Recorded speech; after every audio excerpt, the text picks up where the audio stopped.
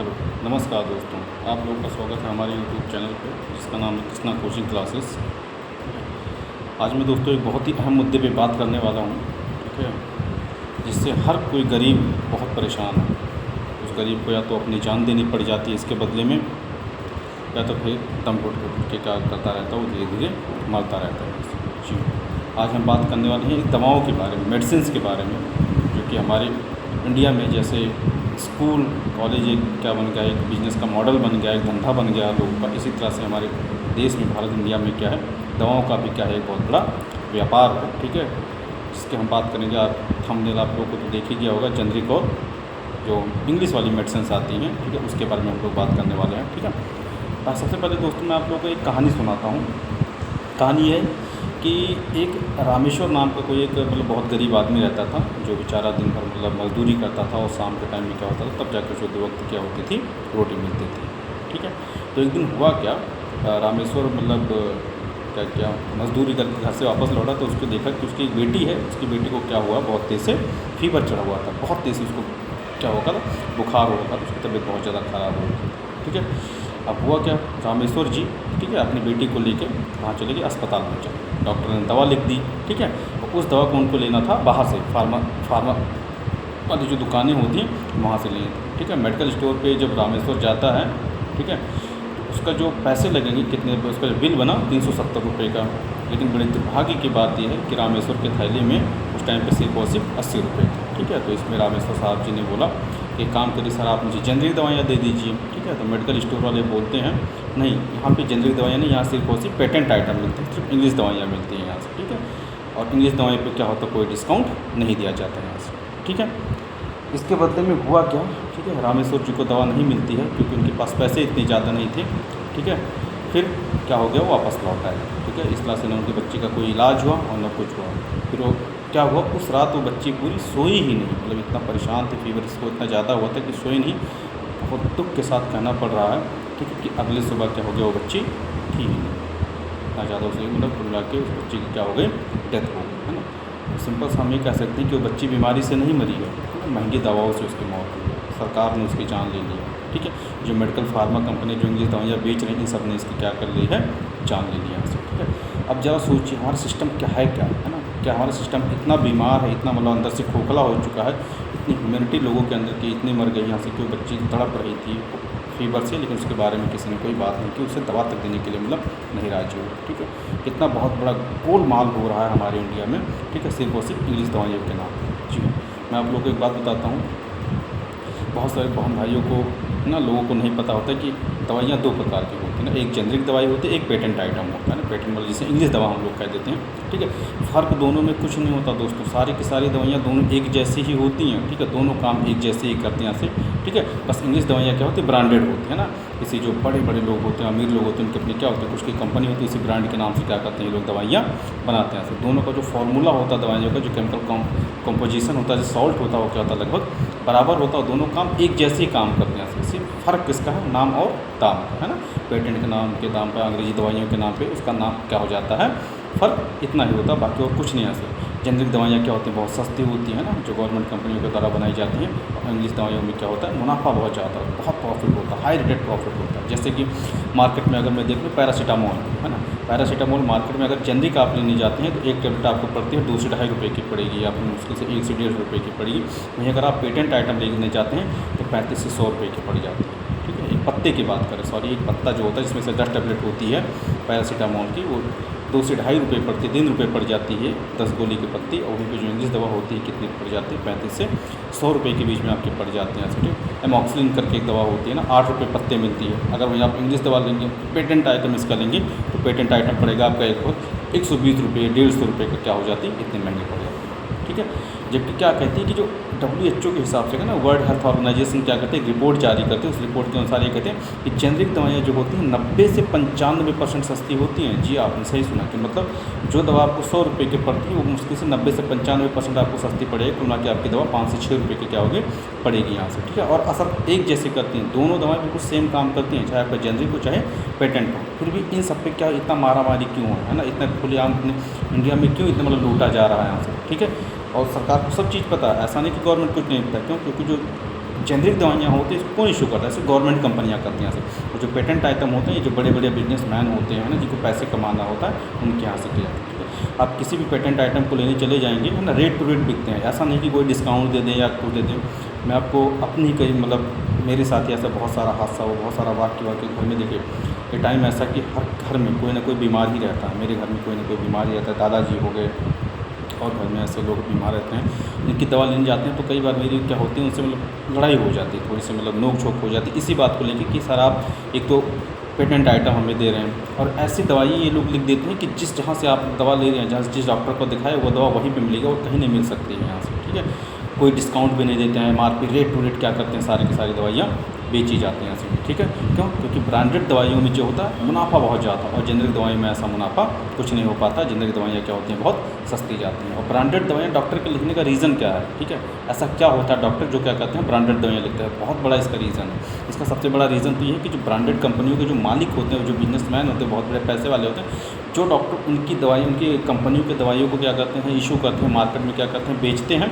उनको ये लोग क्या करते हैं, अच्छे उन्हें क्या कहते हैं गिफ्ट देते हैं, उन्हें फॉरेन ट्रिप पे भेजते हैं, उन्हें अलग अलग शहरों में क्या करते हैं घूमने के लिए भेजते हैं, अलग अलग टूरिस्ट प्लेस पे घूमने के लिए भेजते हैं और तमाम तरह के उन्हें क्या कहते हैं अच्छे आइटम, महंगे आइटम उनको क्या किया जाता है, गिफ्ट किया जाता है यहाँ से, ठीक है। जबकि ये बात मरीज को नहीं बताया जाता कि हाँ इसी चीज़ का सेम दवा, ठीक है, आपको क्या मिल सकता है। अगर आपके पैसे नहीं हैं आपके पास में तो सेम दवा आपको क्या मिल सकती है, सस्ती भी मिल सकती है, जिसको हम किस नाम से जाते हैं, जेनरिक आइटम के नाम से जानते हैं, ठीक है। और एक कुछ डेटा मैं दोस्तों आपके साथ में रखना चाहता हूँ, ठीक है। NPPEA है ना, जिसमें क्या है नेशनल फार्मास्यूटिकल, ठीक है, कंपनी है एक अथॉरिटी यहाँ से, जो कि ये क्या कहती है, वो भी इंडिया की अपनी है ना, देख सुनिए आप, नेशनल फार्मास्यूटिकल कंपनी है अपने यहाँ के इंडिया की, जो ये कहती है कि इंडिया में दवाएँ 1000% से क्या होती है ज़्यादा मुनाफे में बिकती हैं, ठीक है। भाई गवर्नमेंट की, इसका मतलब क्या है, गवर्नमेंट को सब पता है इंडिया में क्या हो रहा है, कौन सी दवा सस्ती बिक रही है, कौन सी दवा महंगी बिक रही है, ये चीज़ गवर्नमेंट को सब पता है ना। 1000% से ज़्यादा महंगी दवाइयाँ बिकने का मतलब समझ लो, मतलब बहुत महंगी दवाइयाँ बिक रही हैं, गवर्नमेंट को सब पता, फिर भी गवर्नमेंट कुछ नहीं करे। लेसेंट के 2021 की एक रिपोर्ट के अनुसार भारत में 68% डॉक्टरों को क्या मिलता है, फार्मा कंपनियों की तरफ से क्या मिलता है, खूब प्रॉफिट मिलता है ना, कि आप सर हमारी कंपनी की क्या करिए दवाइयाँ, ठीक है, मरीजों को दीजिए, पेशेंट को दीजिए, इसके बदले में हम आपको तमाम तरह क्या करते हैं, उसको प्रलोभन देते हैं, आपको घुमाएंगे, मतलब और तमाम सारी मतलब क्या सुविधाएँ, उनको सुख सुविधाएँ दी जाती हैं। इसलिए जो डॉक्टर होते हैं लगभग 68 से 70% डॉक्टर क्या करते हैं, उन्हीं फार्मा कंपनियों की दवाइयों को क्या करते हैं, ये लोग चलाते हैं बढ़िया, और खूब प्रॉफिट डॉक्टर भी कमाता है और फार्मा कंपनियाँ भी कमाती हैं, ठीक है। आखिर सरकारी अस्पतालों की हालत ऐसी क्यों है? हमारे यहाँ का क्या है, सरकारी अस्पतालों में दवा नहीं है, डॉक्टर नहीं है, ठीक है, और जो स्टाफ है वो बहुत ही लापरवाह है ना।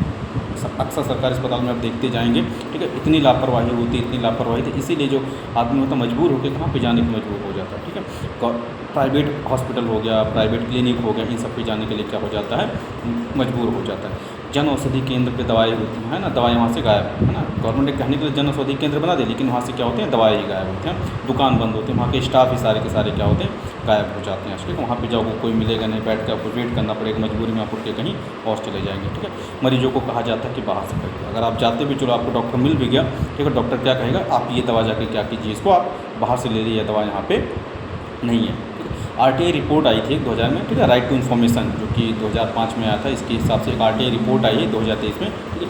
54% जन औषधि केंद्र में जरूरी दवाएँ उपलब्ध ही नहीं है, जी हाँ, है ना। RTI में ये बताया गया है 2023 में कि 54% जन औषधि केंद्र बना तो गए हैं, लेकिन उसमें जो ज़रूरत की दवाएँ वो कभी उपलब्ध ही नहीं होती हैं। नीति आयोग है ना, जो कि गवर्नमेंट की थिंक टैंक है, ठीक है, गवर्नमेंट के सारी जो लेखा जोखा, कहाँ पे गवर्नमेंट कितना काम करती है, कितना मतलब प्रोग्रेस करी, कितना की है, इन सब के बारे में कह रहा है कि ग्रामीण क्षेत्रों में 60%, ठीक है, जन औषधि केंद्र ऐसे हैं जो नॉन फंक्शनल, मतलब वो बंद हो चुके हैं, वो काम ही नहीं कर रहे हैं यहाँ से, ठीक है। सोचिए आप क्या हाल है ना, गरीब कहाँ जाएगा यहाँ से, ठीक है, बहुत बुरे हालात हैं, मतलब, ठीक है। जबकि हम क्या करते हैं, अपनी चीज़ों की तुलना हम किससे करते हैं ना, अमेरिका से करेंगे, चीन से करेंगे, इससे करेंगे, उससे करेंगे यहाँ से, ठीक है। लेकिन सच्चाई ये नहीं है दोस्तों, सच्चाई यही है कि हम बहुत पीछे हैं, हमें हर चीज़ में हमें सुधार करने की ज़रूरत है।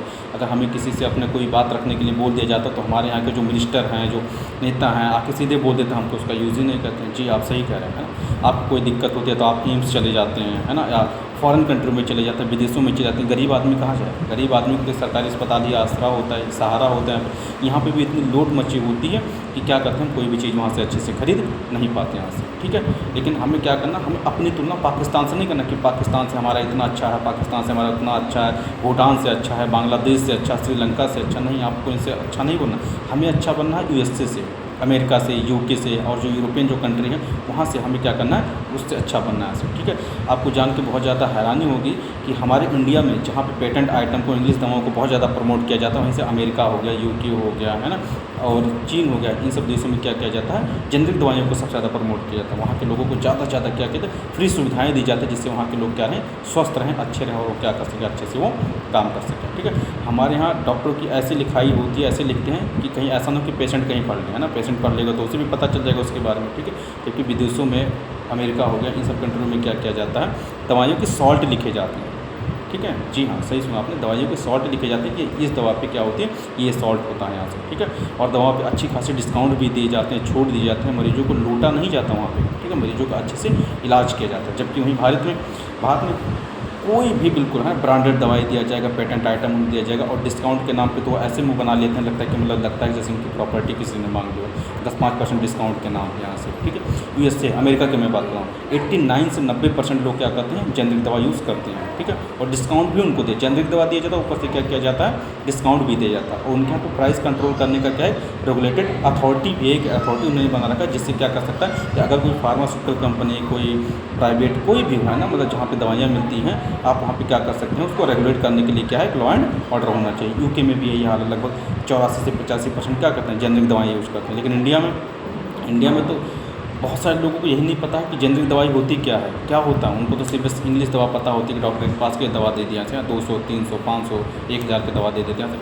हमारे इंडिया में सिर्फ लगभग 10 से 15% लोगों को ही जेनरिक दवाइयों के बारे में पता है, ठीक है। और उसके बाद में भी डिस्काउंट के नाम पे कुछ नहीं, डिस्काउंट तो मतलब समझ लो कि बोलते ना, अगर डिस्काउंट अगर आपने किसी डॉक्टर से मांग लिया तो समझ लें कि आपने उसकी प्रॉपर्टी मांग ली, ठीक है।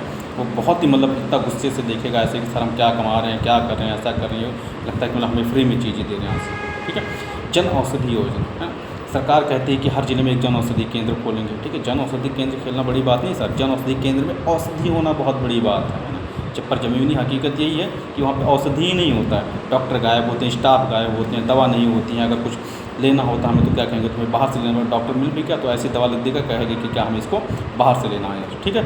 बोर्ड लगा होता है लेकिन सेवा नहीं होती, बोर्ड तो लगा होगा ना, जन औषधि केंद्र, ऐसा केंद्र वैसा केंद्र, लेकिन सच में यह है कि वहाँ पर कोई दवा नहीं होती है, ठीक है।